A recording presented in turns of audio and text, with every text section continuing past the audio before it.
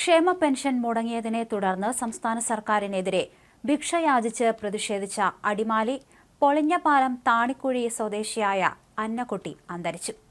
ഇടുക്കി അടിമാലിയിലാണ് സംസ്ഥാന സർക്കാരിനെതിരെ വലിയ രീതിയിൽ അന്നക്കുട്ടിയും മറിയക്കുട്ടിയും പ്രതിഷേധിച്ചത്. ഉദര സംബന്ധമായ രോഗത്തെ തുടർന്ന് അന്നക്കുട്ടി ചികിത്സയിലായിരുന്നു. ഇന്ന് വൈകിട്ട് മരണം സംഭവിക്കുകയായിരുന്നു. സംസ്കാരം നാളെ നടക്കും. നാളെ 2 മണിക്ക് അടിമാലി സെന്റ് ജോർജ് യാക്കോബായ സുറിയാനി പള്ളിയിലാണ് സംസ്കാരം നടക്കുക. 2023 നവംബറിലായിരുന്നു ക്ഷേമ പെൻഷൻ മുടങ്ങിയതോടെ സാമ്പത്തികമായി പ്രതിസന്ധിയിലായ 2 പേരും പ്രതിഷേധ സൂചകമായി അടിമാലി ടൗണിൽ ഭിക്ഷയാചിച്ച് സമരം നടത്തിയത്.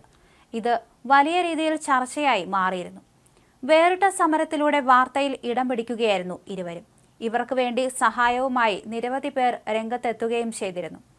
അതേസമയം പിന്നീട് മറിയക്കുട്ടിക്കെതിരെ CPM രംഗത്ത് വന്നിരുന്നു. KPCC വീട് വെച്ച് നൽകിയിരുന്നു മറിയക്കുട്ടിക്ക്. മറിയക്കുട്ടി പിന്നീട് BJPയിൽ ചേർന്നിരുന്നു.